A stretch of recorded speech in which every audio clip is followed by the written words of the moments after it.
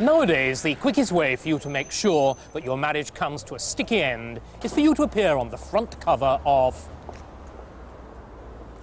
Then, in Tudor times, it was for you to be painted by Hans Holbein.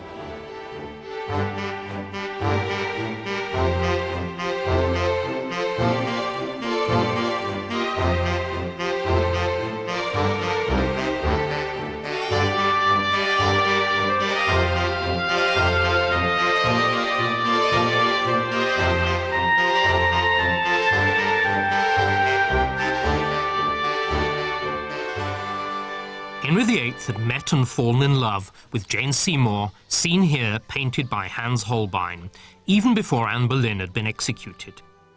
Jane had been coached to appeal to Henry by one of Anne Boleyn's implacable enemies, the conservative Sir Nicholas Carew. Carew realised that Henry was bored and irritated by Anne Boleyn's assertiveness. Instead, Jane should act like a doormat. Henry married Jane Seymour on the 30th of May 1536, 11 days after Anne Boleyn's execution. Jane also fulfilled the other 16th century stereotype of womanhood and became pregnant.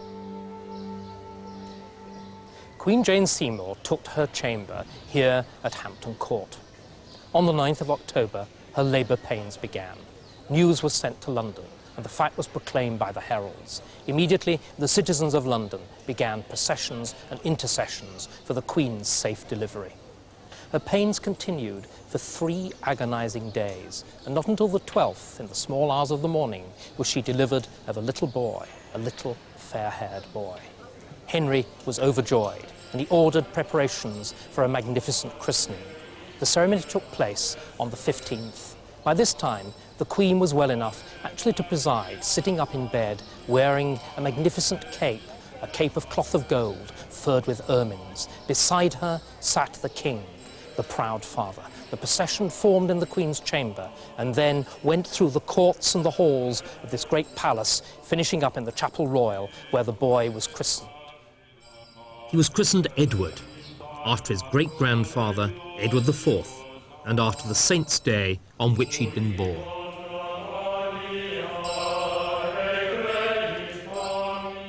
The following day, suddenly, the Queen fell ill. She had an attack of diarrhea and a fever. Over the next few days, there were tantalizing moments when it seemed that she was going to recover. But her condition worsened swiftly. On the 23rd, the Duke of Norfolk sent to the King's minister Cromwell, come quickly to comfort our King, because the Queen, more is the pity, cannot last the night."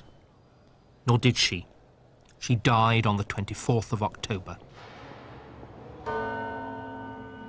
Henry showed genuine grief over Jane's death, unlike the passing of his 2 previous wives.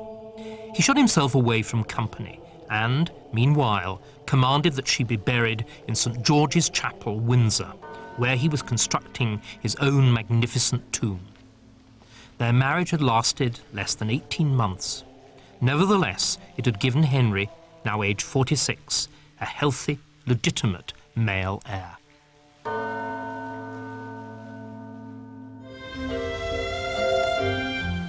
After his period of mourning for Jane Seymour was over, Henry started the quest for a new wife.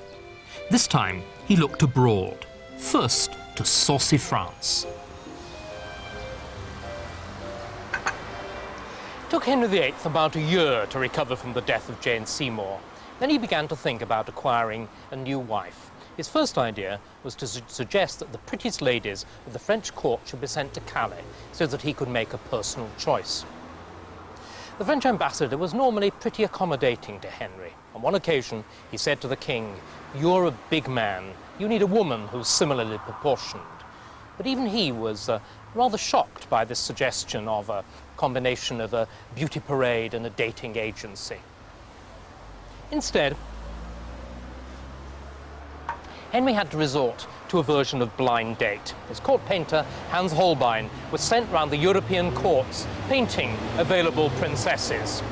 Henry had a clear favourite from the resulting selection.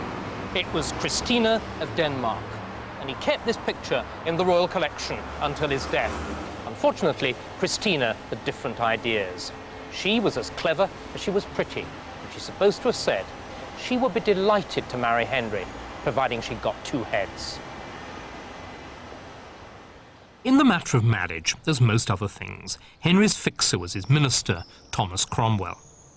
Whilst the search for a fourth wife was progressing, Cromwell fulfilled his promise to make Henry the richest monarch in Christendom by overseeing the dissolution of the monasteries and the confiscation of their wealth for Henry.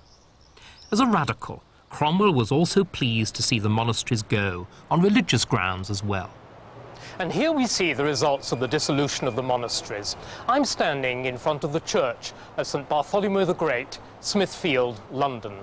This looks like the gateway to the churchyard.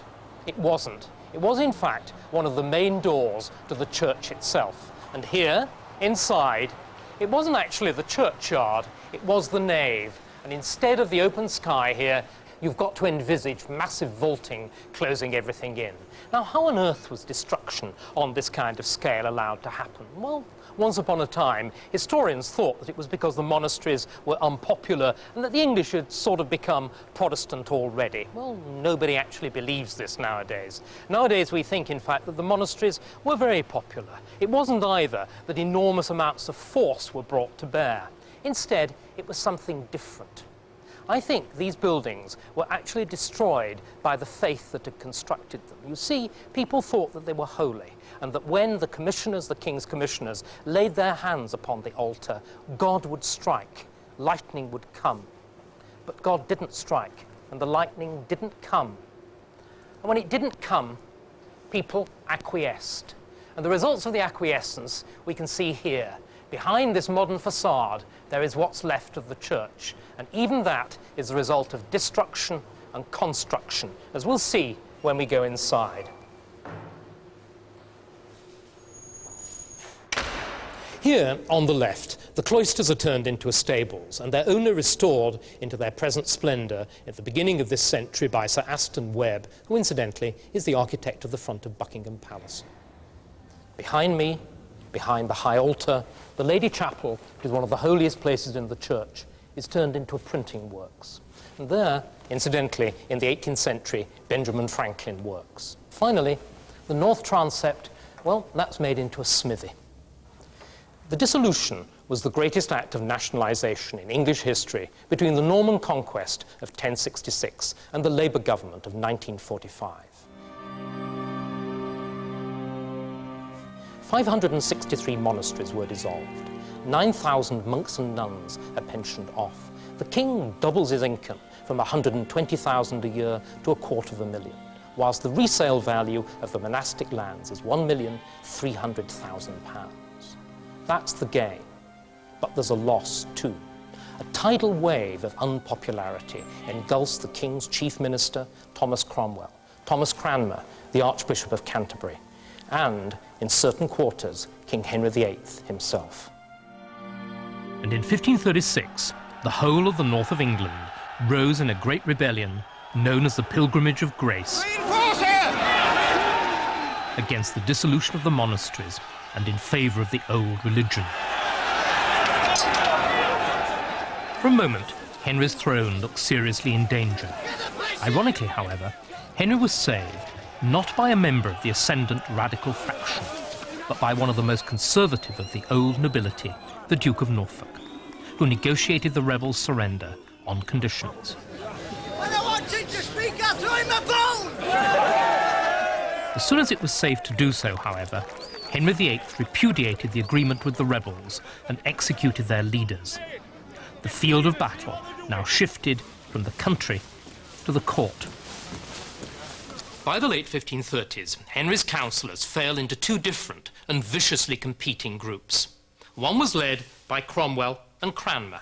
The other, led by the Duke of Norfolk, Sir Nicholas Carew, and Bishop Stephen Gardiner. They were religiously and politically radical.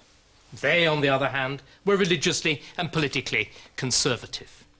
Both groups were equally loyal to Henry. Neither, however, quite shared his opinions. The fact that they were religiously rather radical meant that they could be represented as heretics.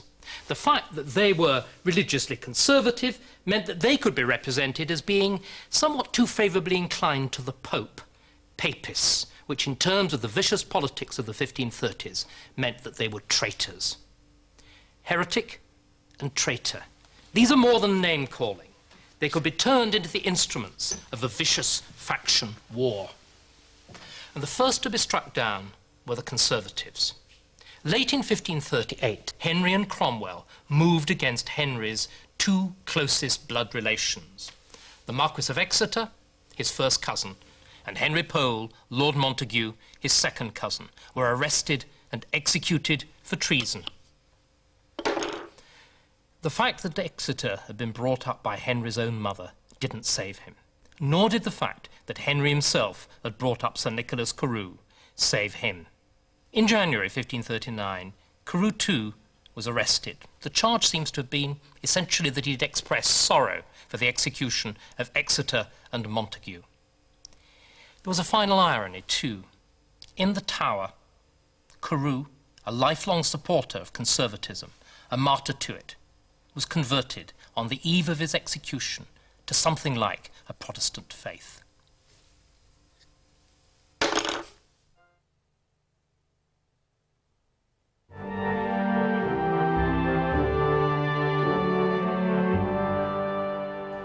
Thomas Cromwell was now in the ascendant and had use of the little palace of St James's next door to the King's big palace of Whitehall. But the gap between Cromwell's radical religious opinions and Henry VIII's more conservative ones meant that he was still vulnerable.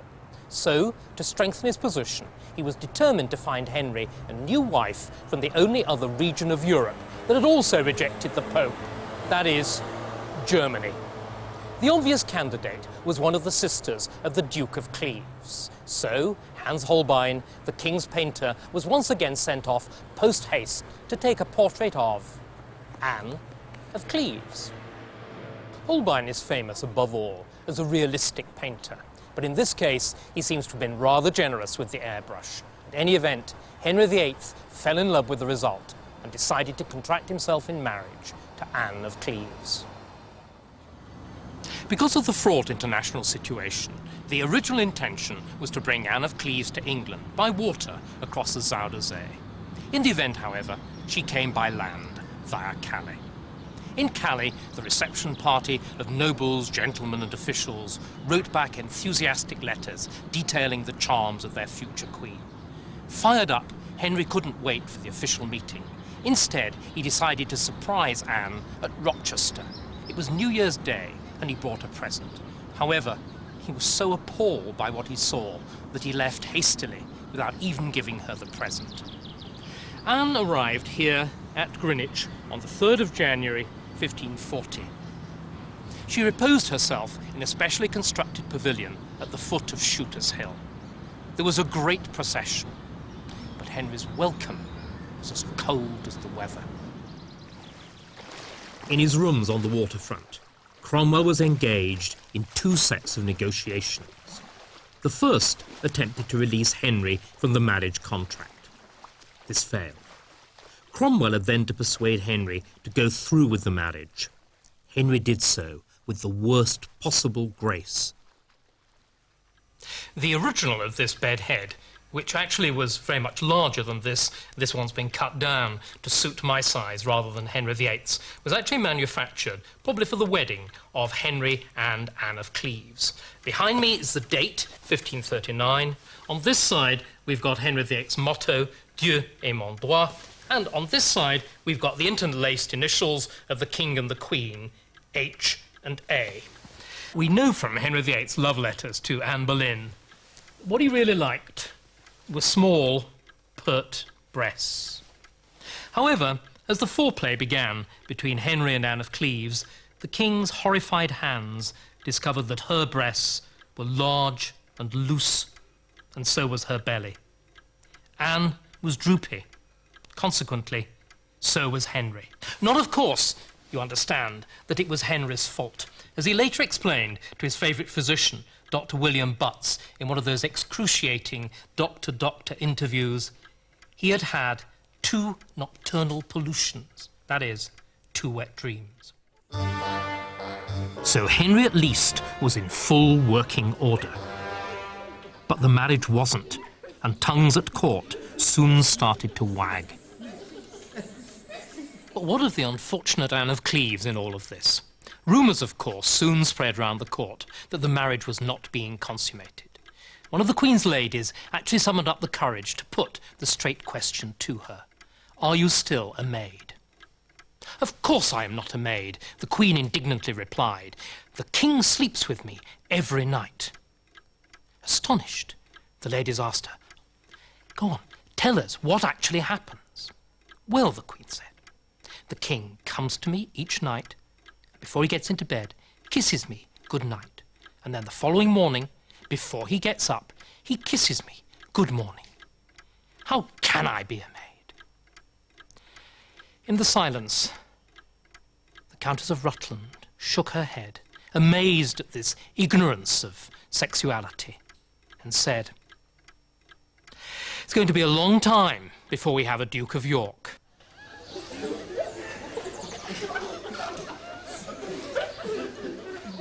But the comedy of the Cleves marriage turned into tragedy for the King's minister, Thomas Cromwell. Cromwell had thought that the marriage would guarantee his own position and that of the reformed or new religion which he favoured. Instead, its failure threw both of them into jeopardy. But Cromwell was too wily a politician. He was too deeply entrenched in Henry's favour to go quickly or quietly. The struggle between the old and the new in religion, between Cromwell's friends and enemies, was waged throughout the Tudor dominions, even in faraway Ireland. But the two centres were in London and in Calais. In London, there was a kind of preacher's war, as ministers of the old and new religions preached against each other. The reformers lost, and 3 of them were imprisoned. But at that very moment, Cromwell seemed to reach the pinnacle of his power. He was made Earl of Essex and Lord Great Chamberlain of England, and he even struck against his enemies.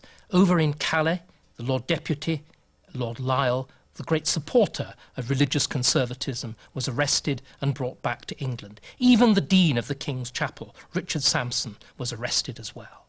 But finally, Cromwell fell. On the 10th of June, he was arrested at the council table itself. The Duke of Norfolk leapt up and tore the George, the image of St. George defeating the dragon, from his neck. The Earl of Southampton, the Lord Admiral, bent down and ripped the garter itself from his leg, and he was taken to the Tower. In the Tower, the fallen minister was required to perform one last service for Henry and produce the background information that was necessary for the King's divorce from Anne of Cleves. The succession to the throne is unaffected by it, and there is no reason why the Princess of Wales should not be crowned Queen in due course. Anne herself was acquiescent, and her acquiescence was rewarded with a very generous divorce settlement and the title of My Lady the King's Sister.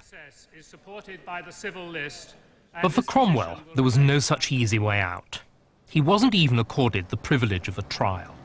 Instead, he was condemned directly by Parliament as a heretic for his religious opinions, as a traitor for his unfaithfulness to the king, and as a social rebel for his denigrating views on the nobility. His last letter to Henry ends with the terrified plea, "Mercy, mercy, mercy." And mercy of a sort was granted to him. Henry VIII did not exact the final vengeance which was desired by so many of Cromwell's enemies. The fallen minister wasn't burned as a heretic, nor was he disembowelled as a traitorous peasant. Instead, he was accorded the comparatively merciful death of beheading with the axe here on the scaffold at Tower Hill. It was a fate to which he had sent so many others. He died with dignity enough, but without the nobility and the pathos of some of his victims.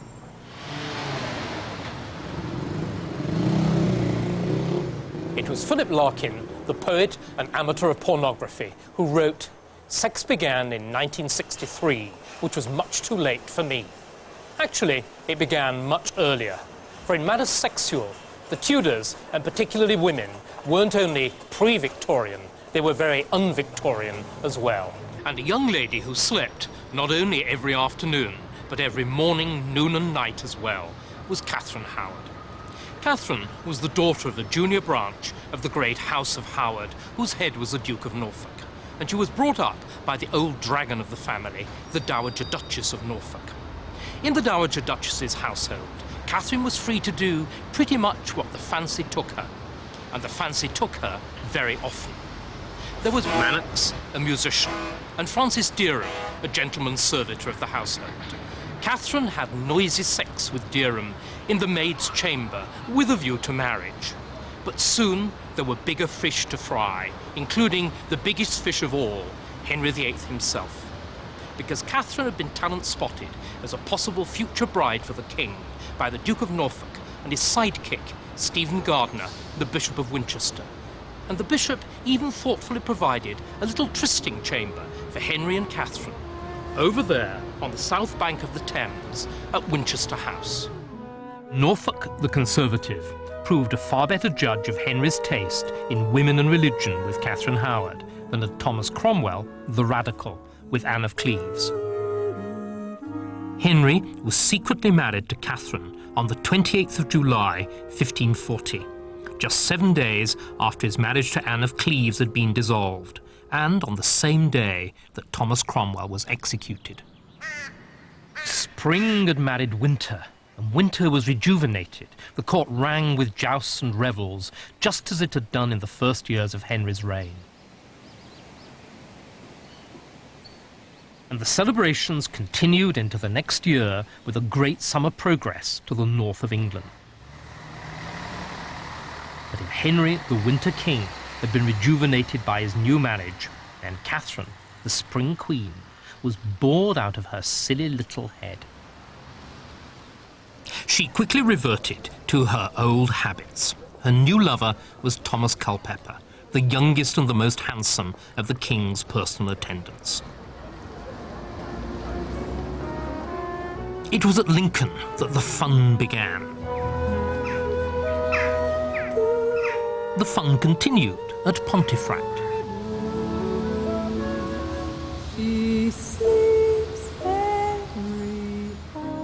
This time in the stool chamber. It was Karl Marx, that well-known royal watcher, who said that history happens first as tragedy and then as farce. In the case of certain royal wives, it's farce and farce. There's no evidence that Catherine Howard ever had her toes sucked, like Fergie, but she got up to practically everything else, including having, it was alleged, sex here in the royal loo. As you can see, it's a tiny space, but you've got to imagine the Queen, her lady-in-waiting, Lady Rochford, and her lover, Thomas Culpeper, all squeezed in here together. As they say, 3 is a crowd. She sleeps, Henry. And the fun continued at York, more or less everywhere. The King's Manor, York. Henry VIII came here in September 1541 for a meeting with his nephew, King James V of Scotland. The Scottish king didn't turn up, but at least Henry had the consolation of a wonderful, protracted honeymoon with his 5th wife, Catherine Howard. Or at least, he thought he had. Whilst Henry slept, the Queen, aided and abetted by Lady Rochford, sought out the back doors and the back stairs of the King's Manor for illicit trysts with Thomas Culpeper.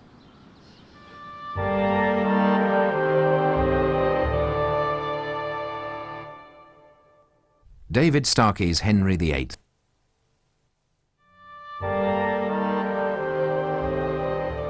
The progress ended at Hampton Court. On All Saints' Day, the 1st of November, Henry ordered a service of thanksgiving here in the Chapel Royal. And the preacher proclaimed that the king, after having endured so many troubles by way of marriage, now gave thanks to God for the blissful happiness of his 5th wife.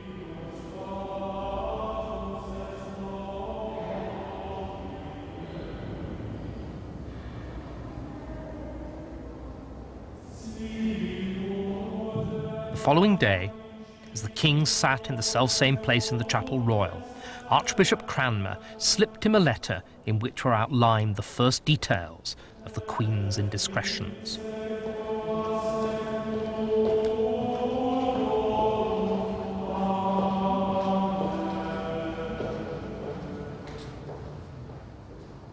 Henry took the extraordinary revelations in Cranmer's letter surprisingly calmly.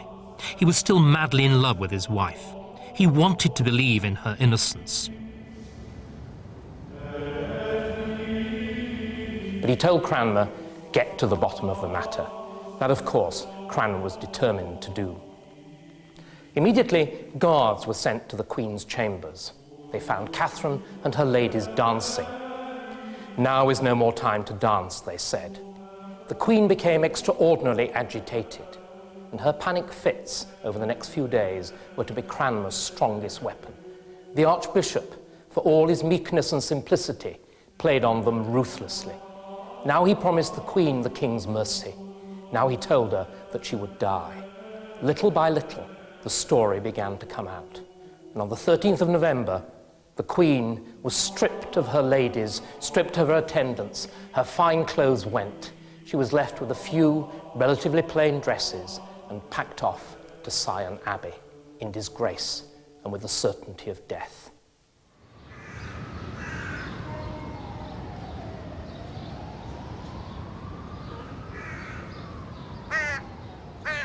After her arrest, Catherine Howard had been subject to bouts of teenage self-pity, tempestuous and with tears.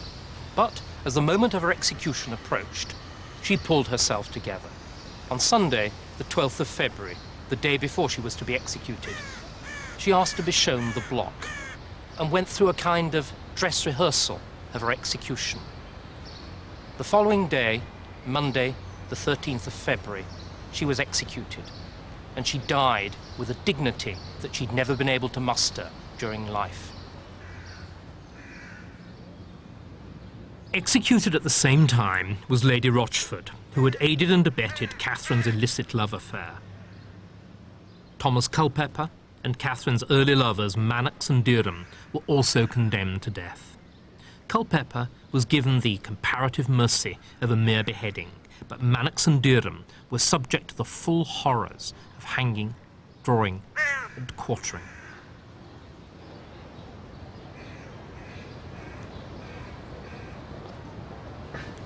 Make way for Mr. Speaker. Socialism, once upon a time, was what the Labour Party said it was. In his last speech to Parliament in 1545, Henry proclaimed that Christianity was what he said it was. The blessing of Almighty God may rest upon your councils. In these last years, Henry ruled alone without the aid of a chief minister, and he was in direct charge of government himself. He also, like Greta Garbo, wished to be alone. The arrangement of Henry VIII's apartments is still intact at Iron Acton, where, for the royal progress of 1535, Sir Nicholas Poyntz had a new wing of his house constructed to accommodate the king. There were 3 chambers, and the rooms got smaller and more private as you went through the sequence. This is the first. It's called the guard chamber, and it's the largest and the most public. And this is the presence chamber. It's the second of the sequence, and it's smaller and more private.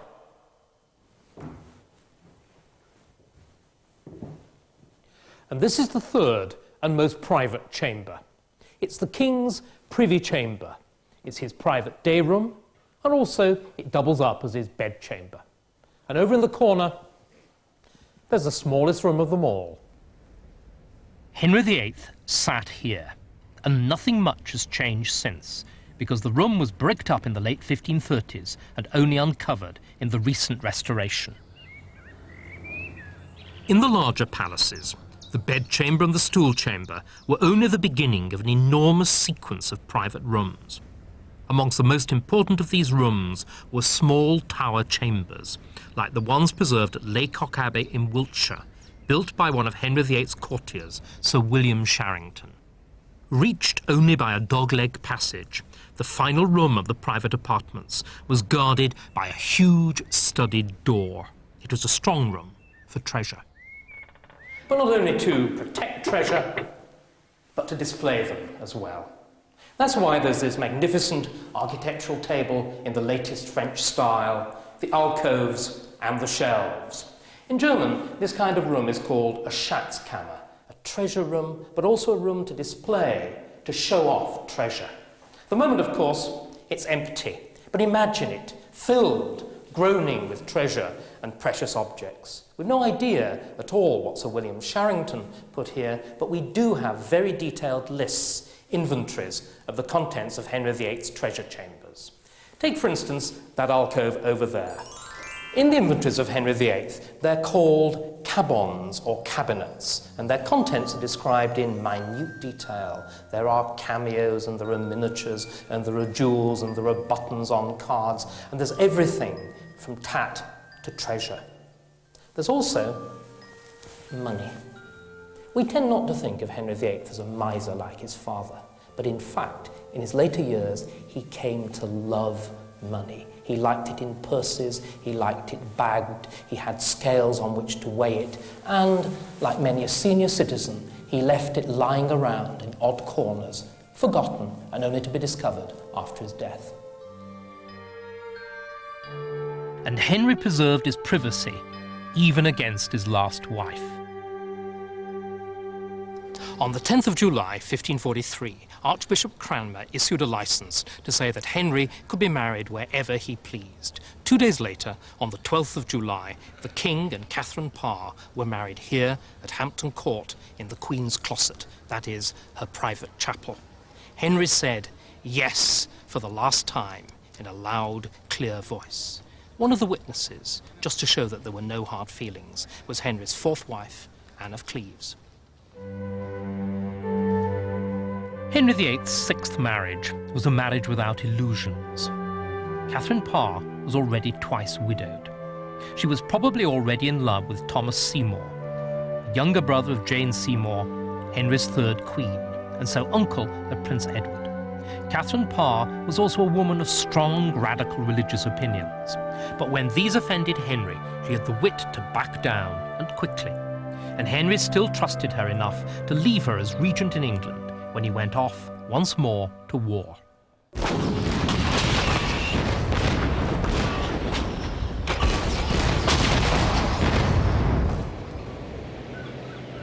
In the late 1530s, Henry VIII embarked on one of the largest schemes of fortification in English history. From the Wash in the east to Milford Haven in the west, every major harbour and anchorage was covered with a series of forts and castles. Henry VIII took the closest personal interest in the siting of each one of them and also in the design. One of the very latest to be built was this at Yarmouth in the Isle of Wight.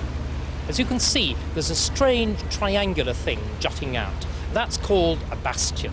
It was the most recent fashionable form of military technology imported from the continent, and it's designed to deflect cannonballs, because each one of these is really a gun platform, designed to administer heavy artillery blows against any invading fleet. Henry spent something like £300,000. That's as much as all his palaces put together on building this extraordinary scheme of fortification. But for Henry, fortifications on shore were not enough. The legacy of the Royal Navy we have today begins with Henry and his investment of another £300,000 on warships. In 1544, Henry shifted from a defensive posture to an offensive one and invaded France once more. He captured another great French city, Boulogne, and refortified it in the latest fashions at enormous expense. Henry, at the end of his reign, had done just what he did at the beginning, mounted an invasion of England's traditional enemy, France, in alliance with the Habsburgs. In 1944, in this very room, and using this very map, General Eisenhower planned and launched the great D-Day invasions of Europe. 399 years before, in July 1545, another great military enterprise took place near here. We're actually at Southwark, and a few miles to the southwest is Portsmouth. And it was there that Henry VIII planned the resistance to a great French invasion of England. The invasion was launched in revenge for the English seizure the previous year, in 1544, of the French city of Boulogne, up there to the northeast.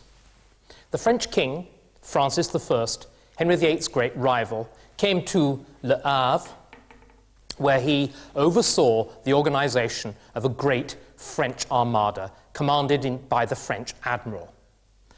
Armada. Actually, this French fleet is twice the size of the Spanish armada launched against England in 1588, 240 ships and 30,000 men. Moreover, the circumstances in 1545 were much more propitious than in 1588. In 1588, the weather was terrible. In 1545, it was good, ideal for the great galleys that the French king was able to muster. So the fleet took sail, crossed the Channel, and came in sight of Henry VIII and the defending forces on the 18th of July, 1545. The next day, the 19th, there takes place the first naval engagement. The battle is actually inconclusive, but the English suffer a major disaster. The second largest of Henry's ships, the Mary Rose, is executing a sudden maneuver. As it turns, it dips, it takes in water, topples over, and sinks. The French troops were deliberately lured into the interior of the Isle of Wight, picked off and destroyed. Equally, the French, despite their overwhelmingly superior numbers, were never able to land on the mainland. Henry's great ships and Henry's great fortresses saw to that.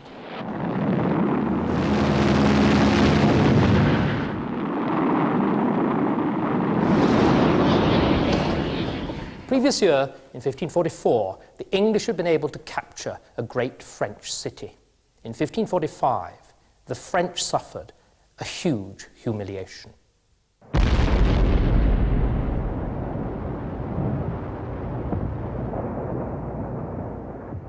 Contemporaries tell us that Henry VIII was a big man, but we've no need to take their word for it.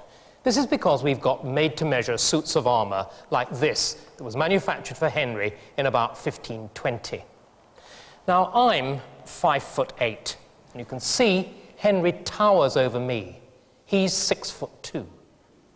Now, of course, in the 16th century, average height was much lower, perhaps 5'4". So Henry is towering above his ordinary subjects. Look again, too, at the actual shape. It's athletic. He's got a 42 chest, roughly, a 34 waist. He's obviously naturally powerfully built, but this is developed as it is now by taking exercise. He even seems to have used weights, or poises as they were called. However, as happens with many a modern rugby player, too much eating and even more drinking turned this fine figure of a man into that great bloated monstrous Henry of old age with his big pot belly. His suits of armour get bigger too. Not only do they get bigger, Henry gets bigger even faster than they do, and the armours have to be cut and gusseted to fit his ever-swelling limbs. By the end of his reign, Henry's general state of health was very poor. He was grossly overweight. He also suffered from these periodic, agonizing pains in his legs. The result was often to render him immobile.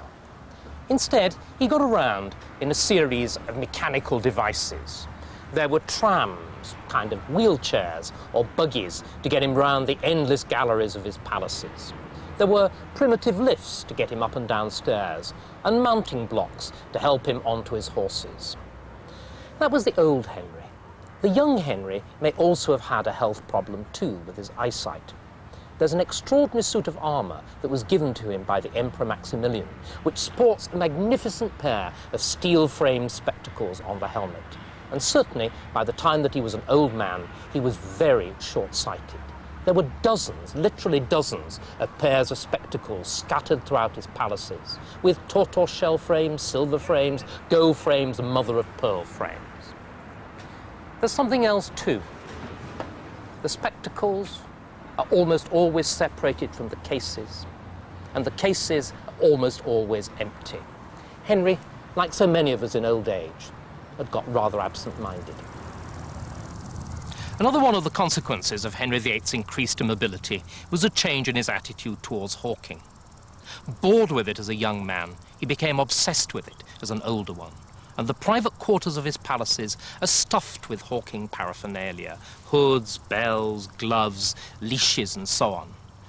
And in the removing coffers, they were the kind of travelling cases that went everywhere with him. One of them was completely devoted to hawking.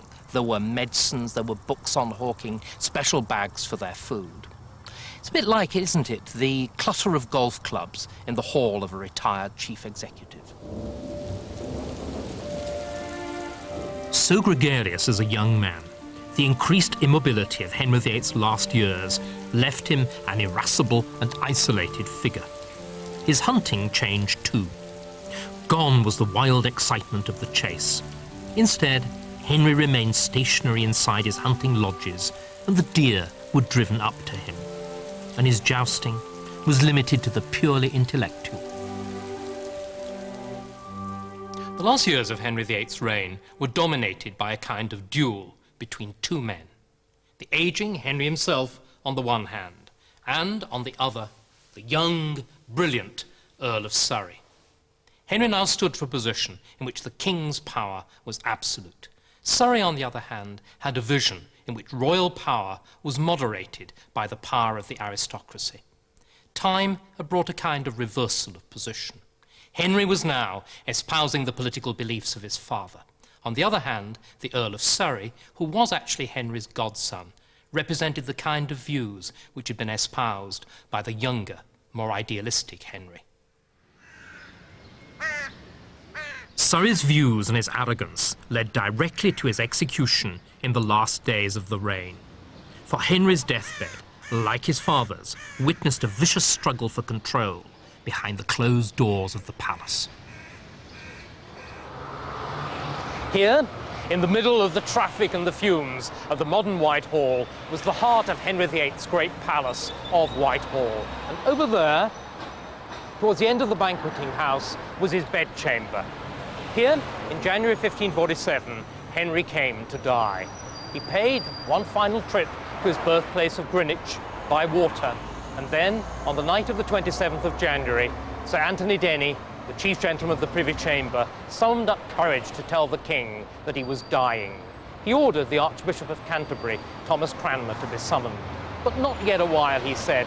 First I will sleep. It was midnight when Cranmer arrived. By then, Henry was speechless. He just had strength to grasp Cranmer's hands, whilst the Archbishop assured him of salvation. 2 o'clock in the morning of the 28th of January, King Henry VIII died.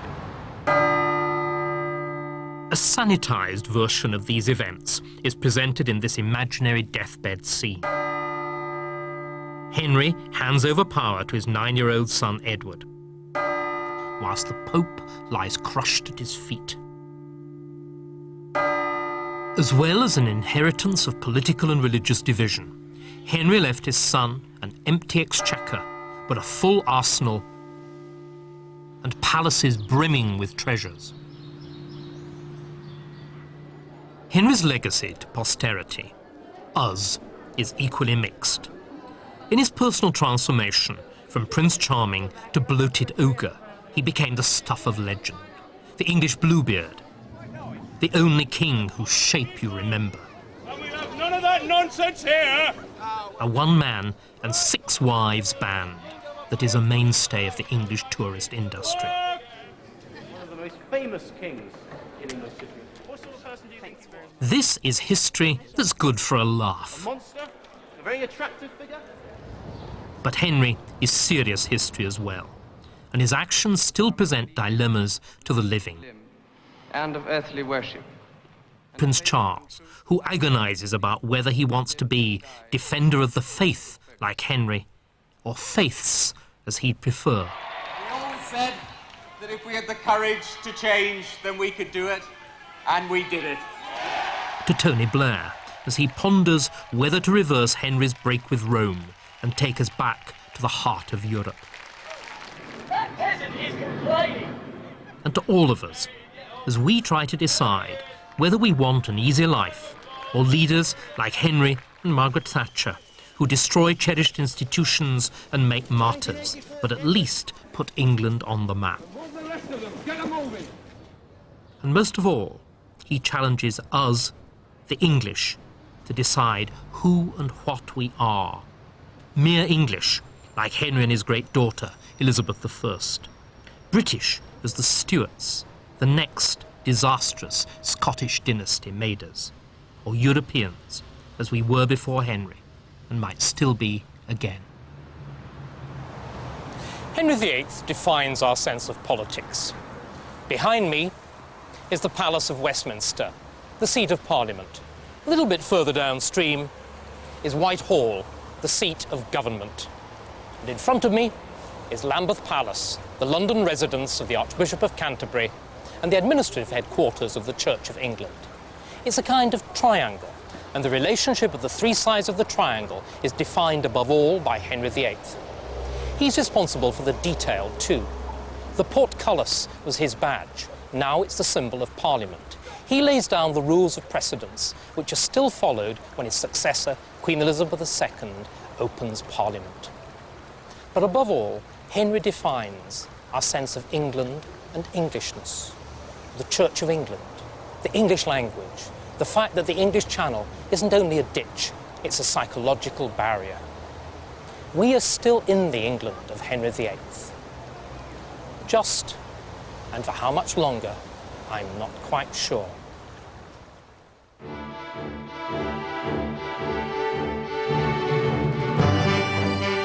Tomorrow evening at 7, we'll be taking a look at some tales from the Tower of London, beginning with the story of one of the Citadel's most celebrated prisoners, Guy Fawkes.